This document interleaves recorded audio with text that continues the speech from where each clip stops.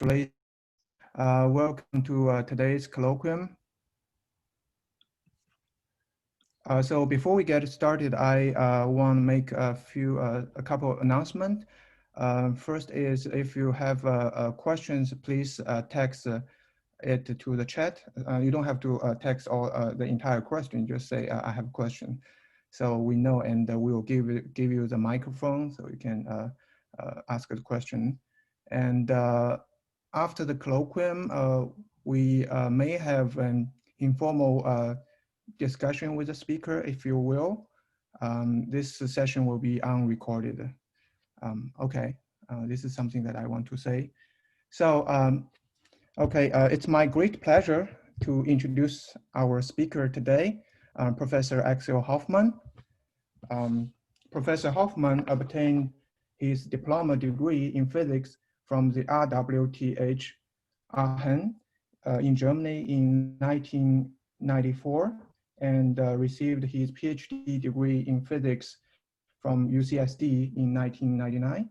Subsequently, he worked at the Los Alamos National Lab as a postdoc fellow. In 2001, he joined the Argonne National Lab as a staff scientist, and in 2014, he became the senior group leader of the magnetic thin film group. In 2019, he joined the Department of Material Science and Engineering at the University of Illinois at Urbana-Champaign as a founder professor. Professor Hoffmann is well known for many of his works in the field of magnetism and spintronics, including the understanding of magnetic and superconducting hybrid system, novel insight into exchange bias systems, and the investigation of pure spin currents.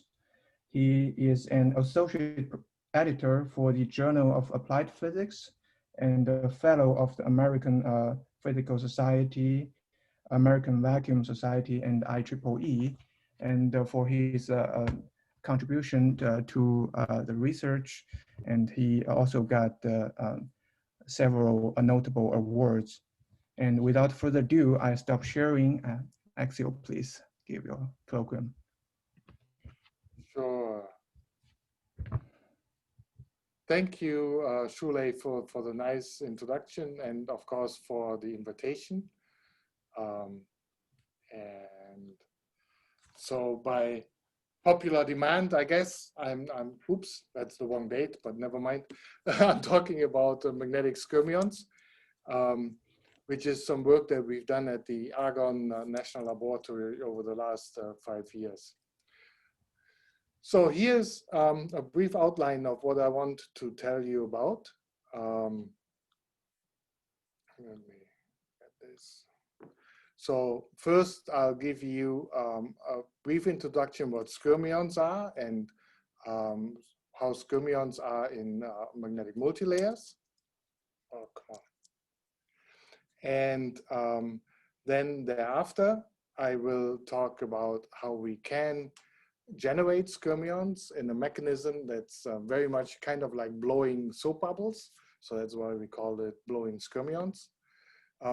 Then I show you how the distinct topological properties of skyrmions affect their dynamics and how this gives rise to a transport that is known as skyrmion Hall effect, which is very similar to the motion of rotating objects in air.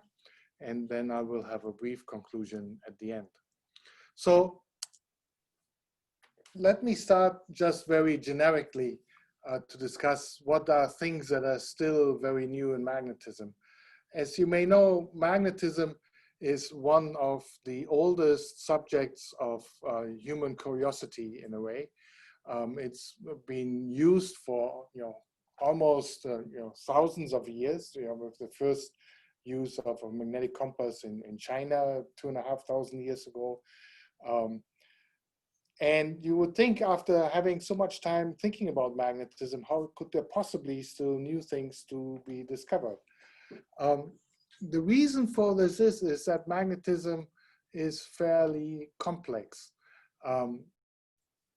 at the origin, at the heart of magnetic order, of course, have interactions between atomic spins given by exchange interactions. So this happens at an atomic distance, and the interactions are very strong, giving rise to very fast dynamics.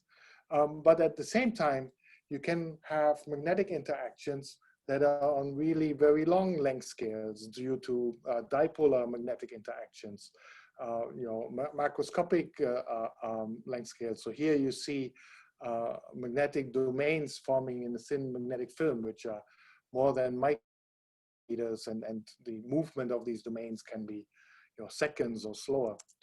And it's what makes magnetism so interesting is that these interactions at these very short length scales and at these very long length scales and long time scales can be comparable, and they can compete with each other. And if you now throw in additional complications such as anisotropies due to crystalline structures, spin orbit type of couplings to external magnetic fields known as Zeeman interactions, then you can get a wide range of very complex spin textures, both spatially and temporal, varying in intricate manners. And here are just a bunch of phenomena that you may encounter because of these competitions. Skyrmions are one of them, but spin waves and even the condensation of spin waves, magnons. You can have pure spin currents, triplet superconductivity, other kind of things. It makes it for a very rich research field till this day. And so these are all topics that are of interest to my group. I'm not going to discuss them in great detail. Today in this talk, I will just simply focus on Skyrmions. Now, as Shulai mentioned, I have worked for almost 20 years at the Argonne National Laboratory, which is a national laboratory funded by the Department of Energy. And as such, I always had to figure out how my work relates to energy. So here's my brief motivation why what we do is relevant to energy. As you know, in modern electronics, the continued miniaturization of electronic components bring along an issue that you have increased power dissipation. To the point, that if you do your numerical simulations on your computer, like Shulai maybe, then you may also make your breakfast at the same time because there's so much heat generated by the computation. And the reason for this is very simple. As you scale down electronic components, the electronic currents that are useful, that do the computation, go kind of through the bulk of the material, and the unwanted dissipation currents go through the surface of the material. So by miniaturizing your device, the amount of unwanted dissipation versus the amount of useful work that your computer does simply increases. And this becomes a serious problem to the point where the energy consumption of computation and of various electronic gadgets that each of us have now becomes a significant fraction of the overall electronic consumption of society in general. And so now the question arises, how can we do things to possibly reduce this energy consumption? And it's possible that magnetism has a role to play here. So how can we do that? If we use magnetism, one thing that it allows us to spin polarize the charge currents that we use by passing the spin current, the electric current, first through a magnetic material. So this allows us to convey magnetic information together with an electric current. Now, if we want to save energy, then it's not clear that that really helps us all that much. Because we still have the same kind of charge currents that we use in general. And so we have the same ohmic dissipation and everything else. Now, another way that we can do is we can have something like a pure spin current, where we have electrons of one spin direction moving in one direction and electrons of the other spin direction moving in the opposite direction. So now it turns out, if you look in terms of energy, well, we get like twice the spin information with just 2/3 of the electrons moving. So maybe we do better than the spin polarized charge currents. But we still move electrons through the material, so we may have similar dissipation mechanisms at work as what we had faced earlier. So then we can go and take it a step further. We can encode information just in magnetic spin textures. And for example, spin waves is also a way how you can propagate spin information from one direction, from one point to another.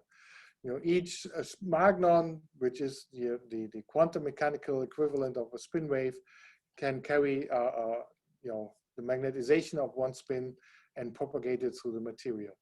Now you actually don't necessarily move electrons through the material anymore. You propagate information through the exchange interactions in the materials. And now you have at least a fighting chance that you do something very different in terms of energy dissipation. And clearly, if you just look at the animations, this is the real cool way of doing it. So we really want to use magnetization dynamics. Now, in this talk, what we will do is we don't necessarily use a dynamic spin texture. We use static spin texture, which are the Skyrmions, but we use them through spin polarized charge currents or pure spin currents in our materials. And you will see how that works. So with that, let's get to magnetic Skyrmions. If you like what you hear today and you want to learn more about this topic, then I can highly recommend the review that we wrote a couple of years ago that discusses things in much more details than what I can do today. But first, you may wonder, Skyrmion, that's like a weird name. How does that come about? Well, it's from this guy, Tony Hilton Royal Skyrm. He was actually a high energy theory physicist, and by all accounts, he really wasn't too lucky. This is a picture when he was rather young. He was actually one of two British guys that Rudolf Peierls hired for the Manhattan Project, which was the American project during World War II to develop a nuclear bomb. And so he was hired together with Klaus Fuchs. They were in the same office. And for those of you that don't know this, Klaus Fuchs actually was a spy who passed the secret how to build a nuclear bomb to the Soviet Union. And later he was in East Germany and was actually the director of like the East German equivalent to the Argonne National Lab. Kind of curious aside. So. But fortunately, this didn't disrupt Skyrm's career too much. He went back to Great Britain and started working on high energy physics. And he developed in the 60s a theoretical model where he would model baryons, which essentially are protons or neutrons, as a topological soliton of a vector field called the pion field. But unfortunately for him, in the early 60s, people got way more excited about quarks. So there wasn't paid that much attention to this. Now, 20 years later, finally people starting to pay attention to these ideas from Skyrm, but they got distracted again, this time by string theory. And so in the mid-80s, he did receive the Hughes Medal, which is the most important scientific award in the United Kingdom. But he never became a member of the Royal Society because shortly thereafter, he actually died during surgery that didn't go well. So anyway, but he is the person that came up with what we nowadays know as Skyrmions. Now, this Skyrmion idea, having these topological solitons, was adapted to magnetism in the 70s. And then really wasn't thought of all that much. And the first experimental discovery of magnetic skyrmions was actually only a little bit over 10 years ago. And it happened by a group in Germany and Switzerland that did a small angle neutron scattering on a magnetic compound that had been known for a long time, manganese silicon. And manganese silicon is a material that has a chiral magnetic interaction. It has a phase diagram that was very well established, where below 30 Kelvin, it magnetically orders. At low magnetic fields, it has a helical structure where the magnetization kind of spirals. Then if you increase the field, the spiral kind of flips into a cone kind of structure. And then close to the ordering temperature and that intermediate field, there was another phase called the A phase. And it was called A phase for anomalous phase because people didn't know what that was. But thermodynamically, you knew something was going on there. And it turned out that by doing small angle neutron scattering, just in this A phase regime, this experimental group observed the 6-fold scattering picture that really puzzled them. And what happened is there was a mistake where the crystal was in the wrong direction, or the magnetic field was not in the direction that they actually had intended. And so the 6-fold scattering pattern was not commensurate with the crystal structure. And so that puzzled the researchers for a while. But after enough head scratching, they figured out, okay, what this corresponds to is a magnetic structure that looks like this, where most of the magnetization, indicated here in red, is lined up with the magnetic field that's applied. And in between, you have magnetization pointing in the opposite direction. And it's surrounded by magnetization that rotates around these other, magnetization that's opposite to the magnetic field. Now, what's interesting about this is that this magnetic spin texture has a very distinct topology. And for those of you that know about topology, it's like this mathematical subfield where they like to map one thing onto something else. And, so for those of you that are mathematically inclined, you might like this picture here where what they do is you can take these spin textures, these individual spin textures, take the center of it, map it to the south pole of a sphere, take the outside of it, map it to the north pole of a sphere. And what you end up is a magnetization that points in every possible 360-degree orientation or 3D orientation that you have.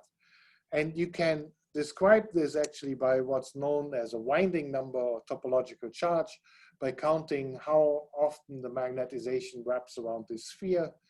And so this topological charge is 1 or -1, because as you can see, this topological charge as it's defined, it depends on the direction of the magnetization.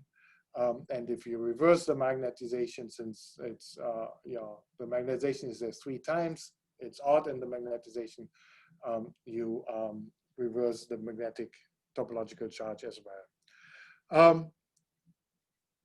Now, as we will see in a moment, this topological charge actually has some real physical consequences. But first, let's discuss how do you get to these unusual magnetic structures, these spin textures. Well, in order to understand that, let's go step by step. First, let's think of a Hamiltonian, of a typical ferromagnetic material. So here you see a Heisenberg Hamiltonian, 2 neighboring spins coupled by an exchange interaction. We all know how this works. If you have a positive exchange interaction, you get a ferromagnetic order. All the spins kind of line parallel to each other. Now, if you have a material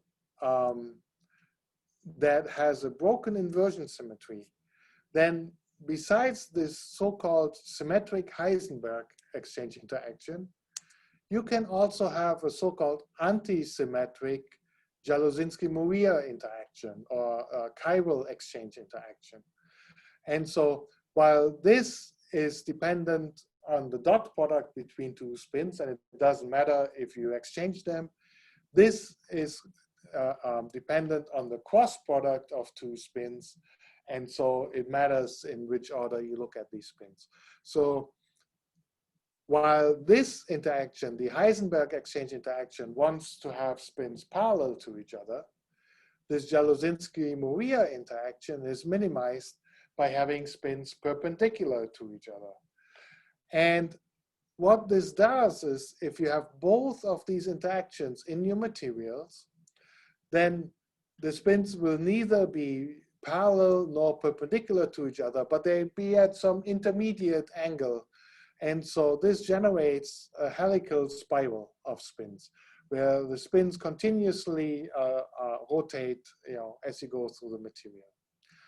Now, it's easy to see that in order to be able to have this Jaluzinski-Moria interaction, you have to have a material that has no inversion symmetry. Because if you do have inversion symmetry, this term has to vanish. So how do we get from here to Skyrmions?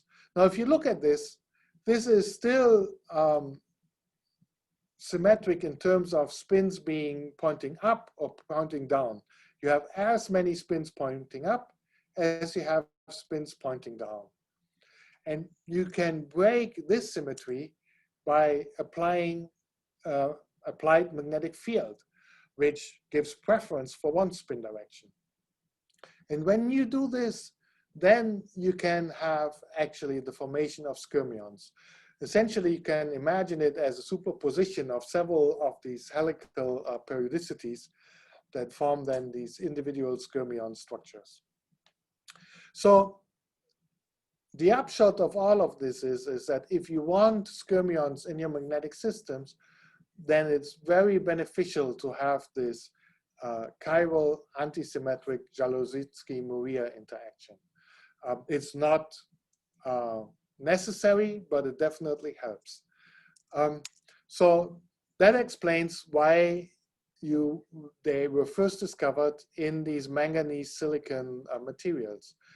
These belong to a family of materials called a B20 compound, which has a bulk inversion symmetry. It's essentially a simple cubic material, but you have alternating planes of manganese and silicon along the 1-1-1 direction. So if you look at this crystal structure, so this, let's say, is manganese and this is silicon, then it's easy to see that the inversion symmetry around this point is broken. So in this case, it's just due to the crystal structure of this material. Now, it turns out another way how you can trivially break inversion symmetry is simply by having a multi-layered system, a thin film. The surface, an interface in this material, will also break inversion symmetry. And if you have a ferromagnetic layer together with another layer that has very strong spin-orbit coupling, then this can give rise to an interfacial Jaluzinski-Moria interaction that can be rather large. And this has been observed in all kinds of combinations of materials.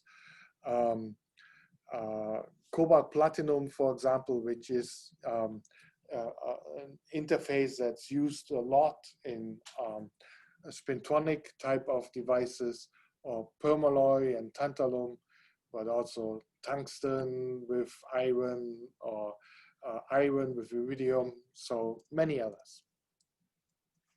And so this allows us to engineer these Jaluzinski-Moria interaction in these multi-layer structures.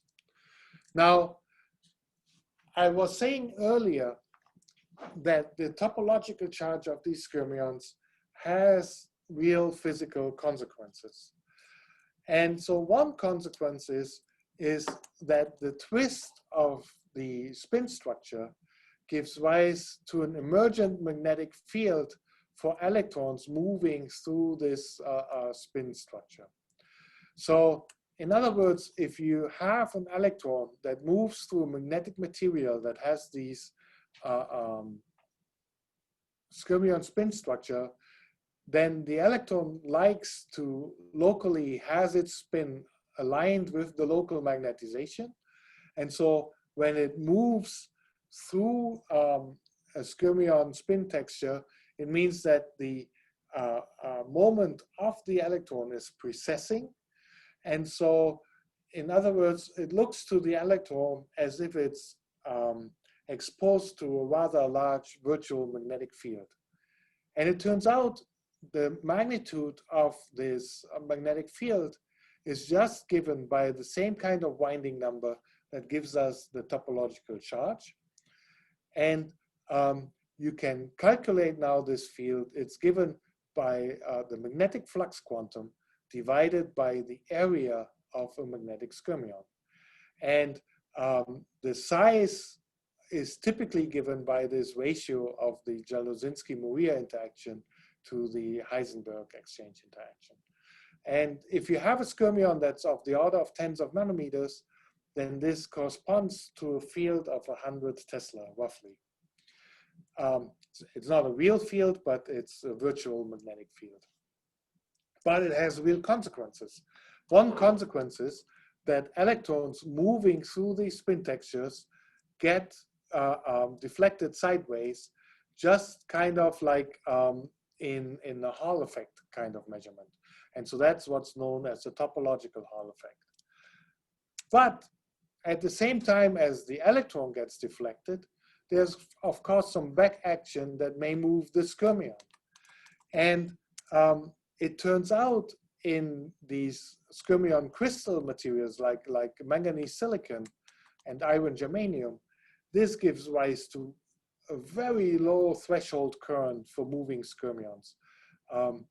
We know that if we want to move a magnetic domain wall in a ferromagnetic layer with an electric current, we typically need current densities of the order of 10 to the 6 amps per centimeter squared.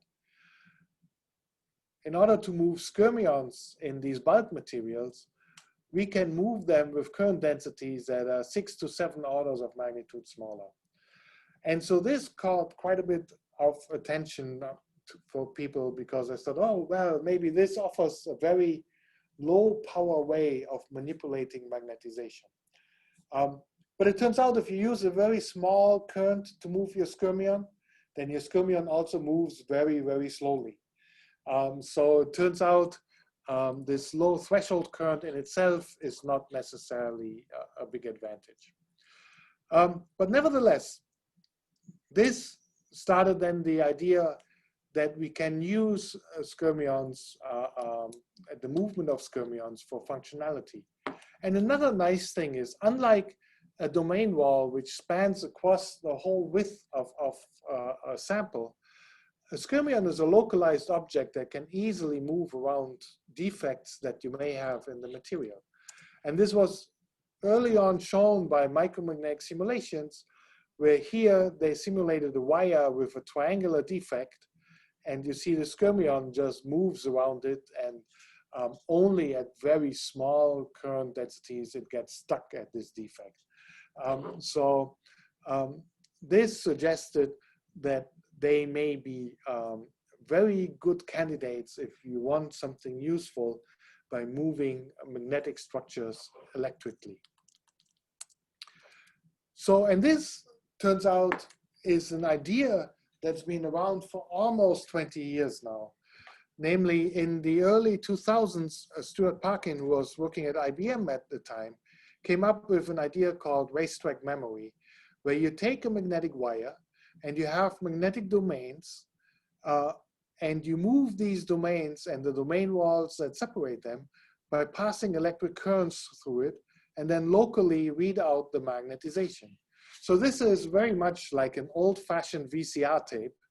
Instead of moving the tape, though, you just move the magnetization in the tape. So that's kind of roughly the idea. But it's a very compact solid state memory idea.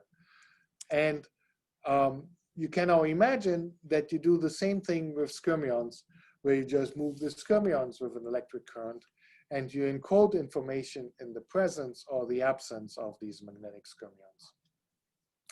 Now, in order to do that, you have to be able to also create skyrmions on demand. And a first indication that that's possible was by experiments done in Hamburg in the group from Roland Wiesendanger 7 years ago, where they took an iron palladium film on iridium, and using a spin polarized scanning tunneling microscope, they locally inject a spin current into this film, and they can then generate a skyrmion like here, where previously there was none. And they showed that by reversing the current, they could get rid of the skyrmion as well. So now they were able to write skyrmion spin textures into the material at will and change it again. And that really then set the stage for thinking about, okay, can we use topological charge instead of electronic charge for encoding information and use that in an information technology kind of system? Now, if you want to do that, it's not clear that using a spin polarized scanning tunneling microscope is the best possible tool. First of all, these experiments are really hard to do. There's maybe a handful of groups in the world that do them well. These required very low temperatures, very large fields. So that's not necessarily a technology. Also, in these experiments, these skyrmions were mostly localized at some defects in the materials. So it's not clear that they would actually be mobile and be able to move around like what we showed before. So this was pretty much the stage when we were thinking, what can we do? And so we ended up finding a way how to generate skyrmions in a very different way, where we can generate magnetic skyrmions in a mechanism that is very much like blowing soap bubbles here. So this was the son of our postdoc blowing soap bubbles at the time when his dad was doing the same thing in the lab. So what did we do? We started off with a thin cobalt iron boron layer that we put on top of tantalum, and we capped it with tantalum oxide. So as you can see, this layer is different as this one, so there is no inversion. The inversion symmetry is broken globally. And each layer has a specific functionality by having oxygen at this interface right here. We generate a magnetic anisotropy which likes to have the magnetization perpendicular to the film. And this layer down here helps us to generate this Jaluzinski-Moria interaction, and also is useful for manipulating magnetization in this cobalt iron boron. So first, this perpendicular anisotropy. We see this here. This is a measurement of the magnetization as a function of applied field. The blue data points is when the magnetic field is in the plane of the sample, like this. And you see it takes rather small fields to saturate the magnetization. And the red data points is when the magnetization is perpendicular in this direction. And you see we require a much larger field to saturate the magnetization. But overall, actually, the anisotropy is not that high. We're close to a reorientation transition, which is important to some extent. But if we have a material where the magnetization likes to be perpendicular, then if you remove the field, you get magnetic domains that automatically forms patterns where the magnetization alternates between being up and down, up, down, up, down. And if you now apply a field in one direction, let's say in the direction of these white domains, then those grow and the other ones shrink. or if you apply a field in the opposite direction, the opposite happens. And so here you see this for a sample that is a 60 micrometer wide wire with a 2 micrometer wide constriction here at the center. And you see with no field, we have these maze domains. But if we bias the field in one direction or the other direction, we get to a point where we just have individual small domains left. So what we did now is we apply the field so that we are in a state like this where we have just very few of these band domains left. And so this is what you see here.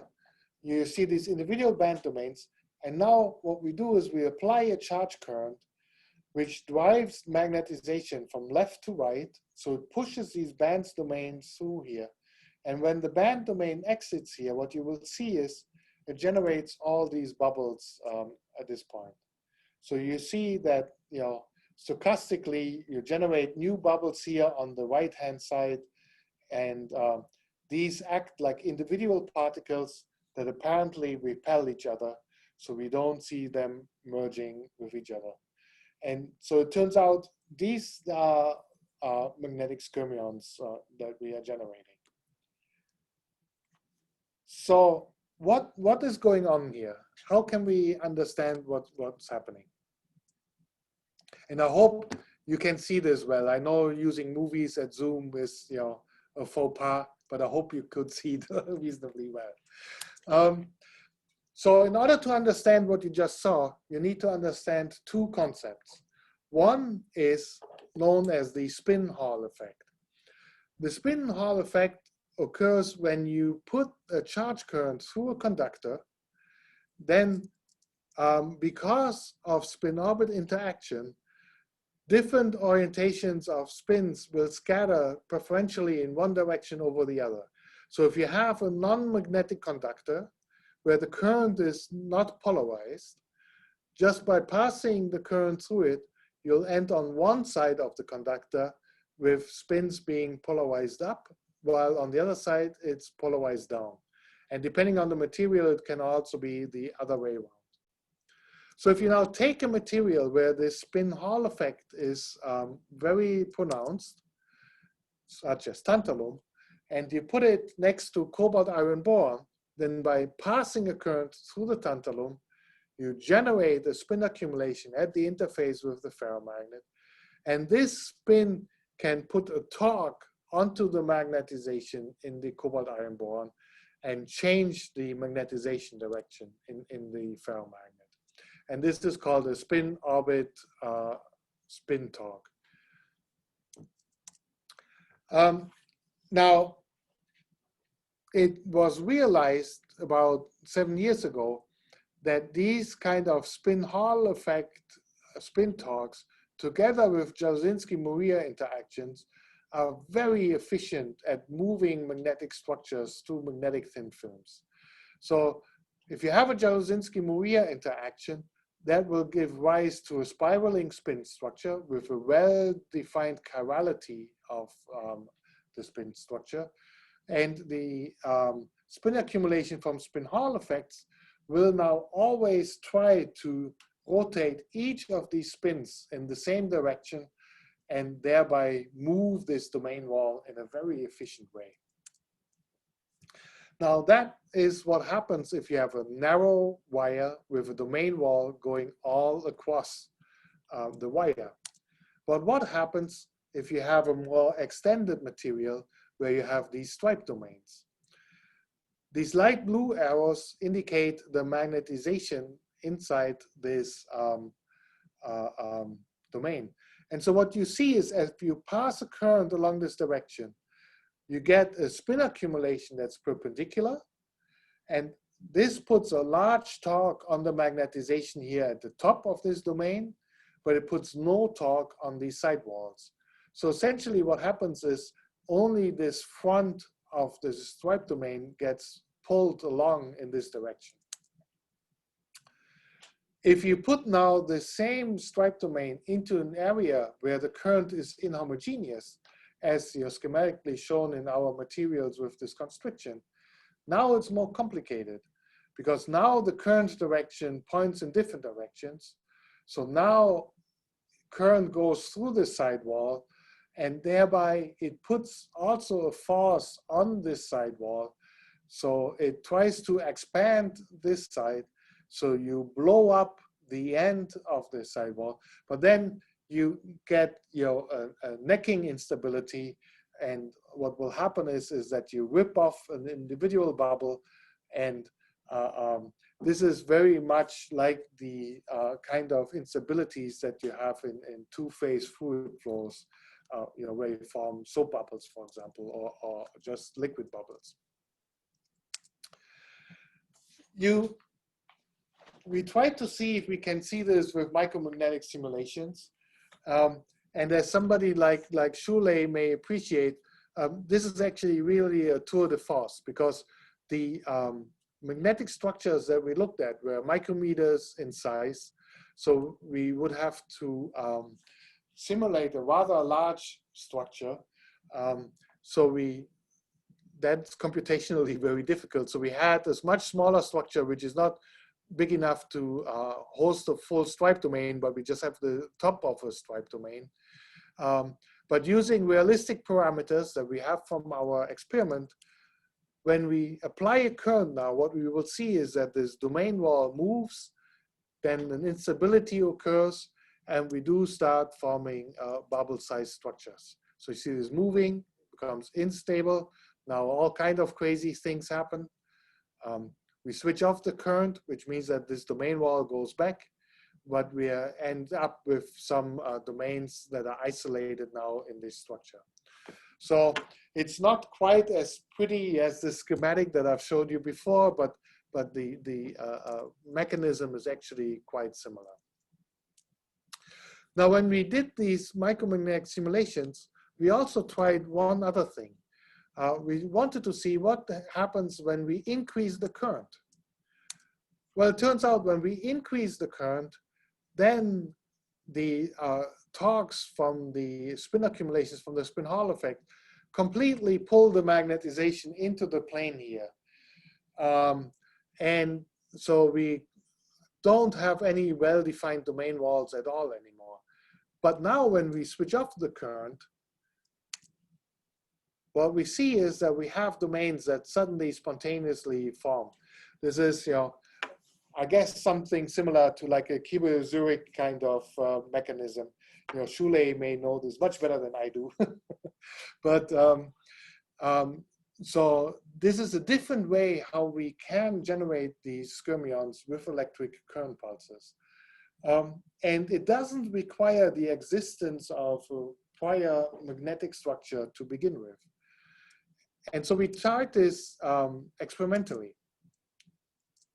So we took the same kind of tantalum cobalt iron boron tantalum oxide structure, but we got rid of the constriction altogether and replaced it by a high conducting titanium gold contact. So now there's no stripe domain that gets passed through. There's just the divergence of the current. Now we need much larger currents, so we only use current pulses instead of a DC current. But here you see now an example. This is a sample, and now we have current pulses. And with each current pulse, we can generate new skyrmions this way out of where there was no twisted magnetic structure to begin with. So the divergence of the current itself can seed already this skyrmion formation. So there's various ways how you can use these inhomogeneities in these currents to generate structures. Now there are other theoretical calculations that show you can have a homogeneous current, but inhomogeneities in the magnetic properties, and that will also allow you to nucleate skyrmions from current pulses. So now we have lots of different ways how we can generate skyrmions, so we can investigate their properties more carefully. And so this brings me to the Skyrmion Hall effect. So you're probably familiar with the normal classical Hall effect. This happens if you have an electric charged particle, like an electron, and if it moves in the presence of a magnetic field, you have a Lorentz force acting on it, which gives a force perpendicular to the motion of the charge-carrying carrier. And we use this to determine carrier densities and the polarity of the carriers in electronic carriers, in electronic materials, and so on. So this is very well established. Now it turns out skyrmions have a similar transverse force acting on them when they move. And that's known as the topological charge effect. And it's conceptually very closely related to the Magnus force. So here, the topological charge plays a similar role as the electronic charge. And so the Magnus force happens if you have a rotating object, like a soccer ball, let's say. If it moves through air, you have different flow velocities on both sides of the ball, and that ends up giving a curved trajectory. So you know this if you're a really good tennis player, you use that to your advantage. Or if you're a really bad golf player, it's your disadvantage. But I want to show you one example how this works, which is a demonstration by an expert on the subject from Brazil. His name is Roberto Carlos. So here he takes this object and he demonstrates it together with his French colleagues here, how this is supposed to work. So he puts this ball here. He wants to move it to a location there, but there are these French guys that are in the way. But he uses Magnus force, as you see here, to get the ball where it's supposed to go. So this is really very nice. You know, my Brazilian scientist friends always get excited when I show this. Now, you may ask yourself, excuse me, what has a soccer ball to do with skyrmions? You know, this makes no sense. If we have a skyrmion, what is rotating there? How do we get the Magnus force? Well, so if you have the spin texture in a magnetic material and you want to move it from left to right, you don't take all the individual spins and move them. What you do is you change the orientation of these spins, and that results in the skyrmion moving from one side to the other. And so if you want to move the skyrmion from here to there, if you look from the top, then you see that these in-plane moments here have to rotate counterclockwise, while these moments have to rotate clockwise in order to move the skyrmion from here to there. This means that for these moments, when you move the skyrmion, it appears to them as if there is a magnetic field that points up, and that has them precessing counterclockwise. While here, it looks like there's a magnetic field that points down, which makes them rotate clockwise. So as you move the skyrmion along, there is an apparent virtual magnetic field gradient across this skyrmion, which then can couple to the magnetization in the center, and that gives rise to a transverse force that pushes the skyrmion to the side. So this is really very analogous to these Magnus force developing in these rotating objects. Now we can see this actually in micromagnetic simulations. So here you see a skyrmion at the center. When you apply a current, the skyrmion moves first sideways until it gets close to the boundary, and then it moves parallel to the boundary because it's repelled from this boundary. You can actually also calculate this rather simply. If you take the Landau-Lifshitz-Gilbert equation and put in a rigid skyrmion texture, you get something that's called the Thiele equation, which has three terms. One is a force that acts on the skyrmion for moving it. And so the direction of the force depends on the mechanism, but is proportional, let's say in our case, to the current that we use. Then there's a dissipative force that goes against the motion of the direction of motion, which is given by magnetic damping. and the geometric factor that's given by the size of the skyrmions. And then there's this transverse gyroscopic force, which is given by this topological charge that we encountered earlier. And so you can calculate, if you push the skyrmion this way, how much transverse motion is there towards motion in the direction of the force. And it turns out it's just given by 1 over this prefactor here, and which is very close to 90 degrees actually, because this prefactor is close to 1, alpha is about 0.01.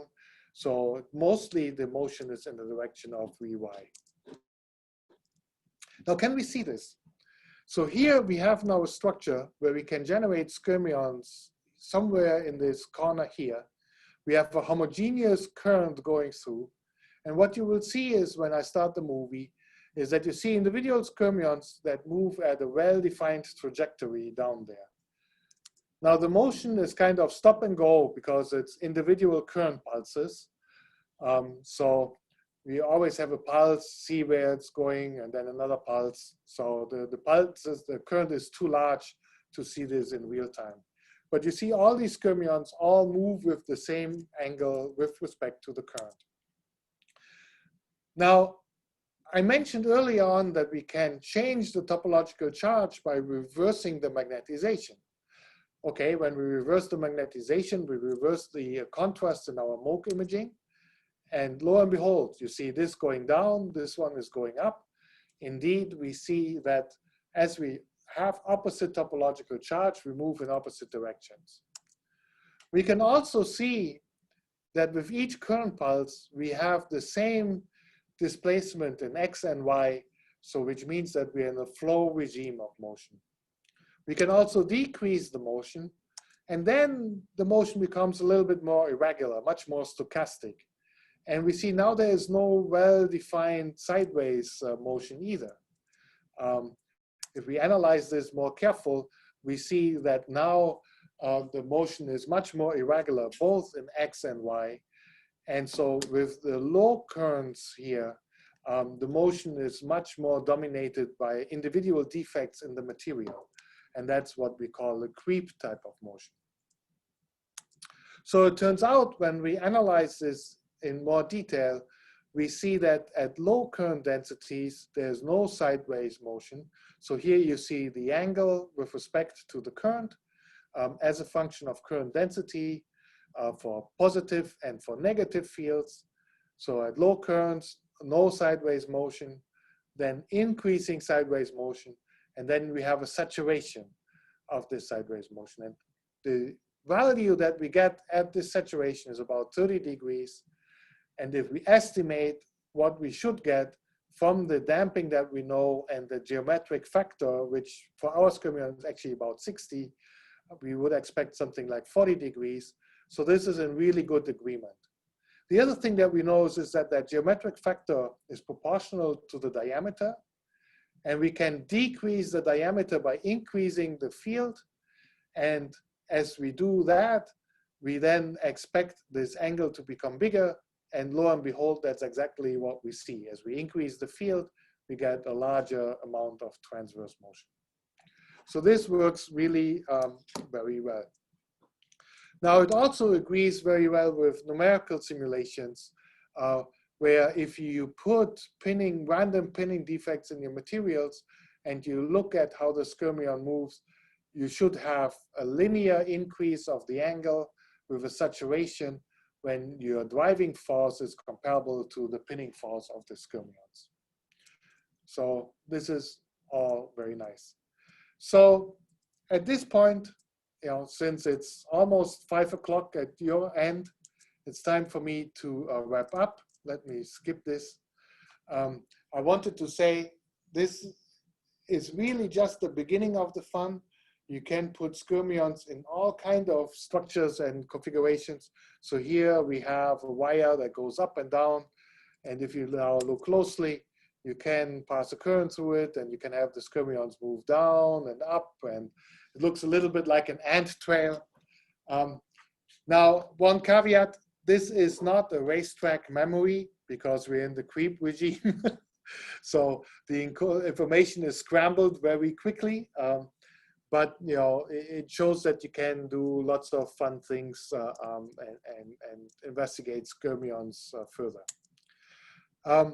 I want to briefly introduce the people that did this work. As I said, this was done during my time at Argonne. This was my group at Argonne during that time. And most of the work was really done by this guy, Wanjun Zhang. He was a very talented postdoc in our group. He is now a professor at Tsinghua University in Beijing. You know, we were very lucky to work with him. There was a whole group of other postdocs, Wei Zhang, Benjamin Jungfleisch, that helped him. More senior people, Susanne de Feldhaus in particular, helped us with the MOOC imaging. The samples came from Kang Wang's group, were prepared by Yukang Yu at UCLA. And originally we had some theory help from Prami Upadhyaya and Yaroslav Tcherkovniak. Later on, the micromagnetic simulations were done by Zixiao Zhang and Yan Zhu. And some of the work on the Skyrmion Hall effect was also done with a visiting student from Bryn Mawr College, Zhao Wang. And all the support came from DOE. So with that, here are my summary of the things I talked about. You can use interfacial interactions and magnetic multilayers to stabilize skyrmions at room temperatures and then study them in great detail. Using inhomogeneous currents, we can generate skyrmions on demand, which is very nice if you want to study their properties.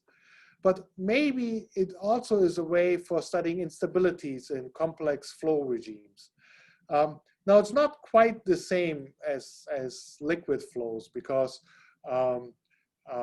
there's some issues of compressibilities and others. But maybe you can still twist knobs in a nice way to look into exactly that. But then I also showed you that the topology of these magnetic objects have specific consequences, namely this transverse displacement due to the Skyrmion Hall angle. And with that, thank you very much for your attention. Thanks, Axel, for the nice talk. So since I think Axel need to leave. No, it's okay. Okay. We have time for questions. Any question? Harsh. Yeah, please unmute yourself. Yes. So the comment was that about the history, there's a prehistory to skyrmions, which is that they were discovered in connection with the quantum Hall effect in the 1990s. So that might actually be the first observation. Sure. So skyrmions do play a role for quantum Hall effects. I'm not thinking of it in this way of this rigid magnetic texture in a way, but yes, for sure. It actually as I said, the first mentioning of skyrmions with magnetism happened in the 1970s by Prokofsky. So he actually coined this word skyrmions in that respect. Yeah. And so to follow up on that, the question was that you mentioned that there's a very large magnetic field when electrons pass through a skyrmion texture. It's like as much as 100 Tesla, you said. So I was wondering if you would create a skyrmion lattice and study kind of quantum Hall physics for the electrons now in one of these skyrmion lattices. And I was wondering if that's something people are looking at. No, so I haven't seen anything along those lines. But it's certain, yeah. I mean, the thing is, you're pretty much dialed into a specific field value, right? It's not easy to vary the field. Right. But you can change the size of the skyrmion somewhat by the size of the magnetic field that you apply. But typically, it's a rather small range. So it's an interesting idea. But yeah, I'm not aware that people have done that. Yeah. I see some work by Nagausa and Ingrid Mertich along those lines. Yeah, but that's theory work. But the theory, yes, indeed. There's probably 1,000 theory Whatever they papers. Yeah. All right, but I should probably yield to other people. I see Jesse has a question. Yes, hello.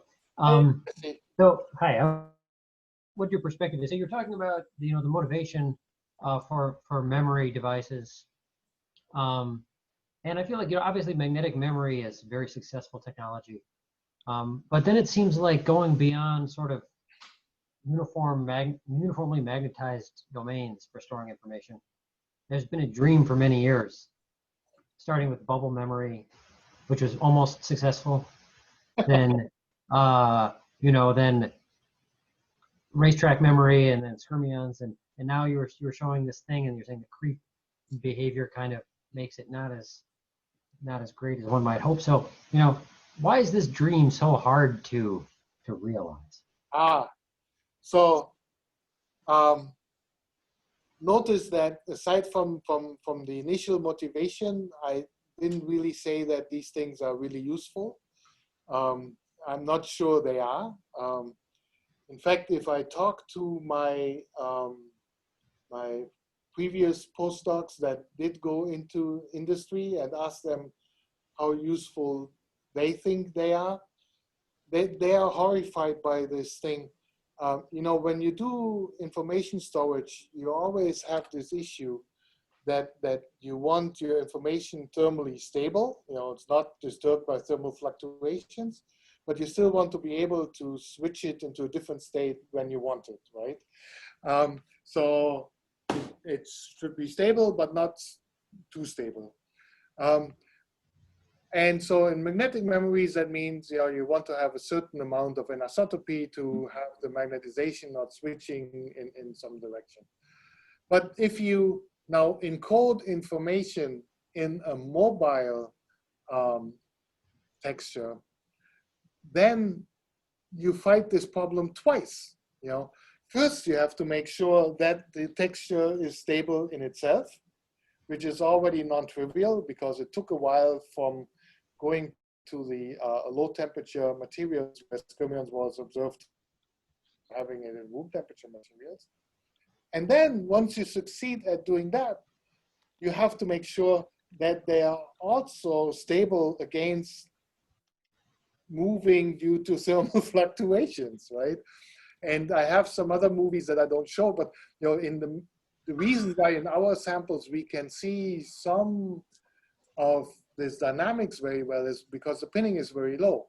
But one of the consequences is if we don't have any current and we look at them, they actually wiggle around. You can see them moving around on their own. So that would not be a very good memory. So if you wanted a memory, you probably want to have some defects so that they don't move too much. So the creep motion is probably not an issue because you want to drive them fast anyway. But it becomes a harder problem because you have this dilemma between stability and manipulability twice, and so that's generally why in solid state memory they'd rather have discrete memory cells instead of shuffling information, spatially. But having said that, I do think there's a lot of cool physics that you can do with these. Okay, good. I see we have a question from a student, Marty. Please unmute yourself and go ahead. Yes. So do you hear me? Yes, very well. Okay. Thank you for the nice presentation. So I have a question. You had shown that the interaction of the Skyrmions with the defect, I think it was an edge of the material, but I'm not sure what kind of defect it is. Did they change the saturation magnetization, or it's just a geometrical defect? Let me see.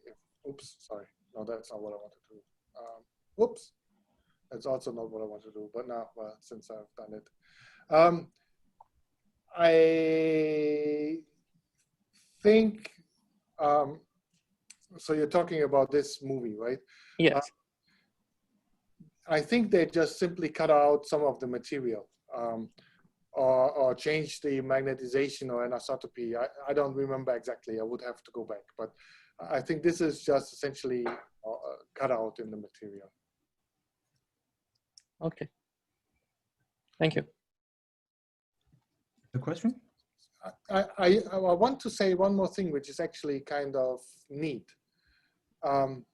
Because of this gyrotropic force, there is actually some reason to believe that pinning is much less effective for skyrmions than for domain walls. Because if you have a skyrmion here that gets attracted to a pinning center, well, as it gets attracted, because of this gyrotropic force, it actually moves automatically sideways and avoids the pinning defect voluntarily. So that's just a side remark. Any other question? Axel, I have a quick question. So for the skyrmions you generated using the blowing bubble method, the size of skyrmion depends on the size of your geometric confinement, or also depend on the current? No, so the size is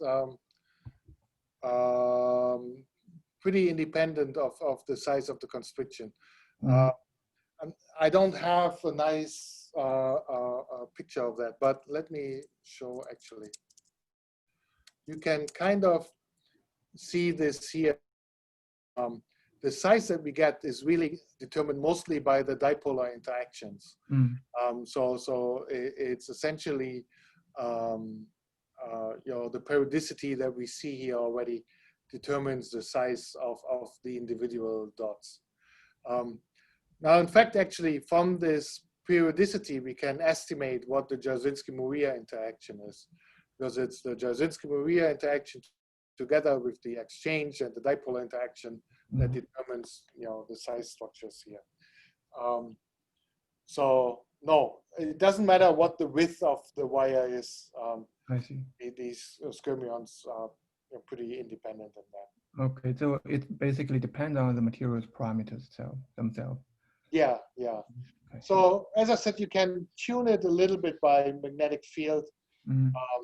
So essentially, as you increase the field, it becomes smaller until eventually they collapse and go away.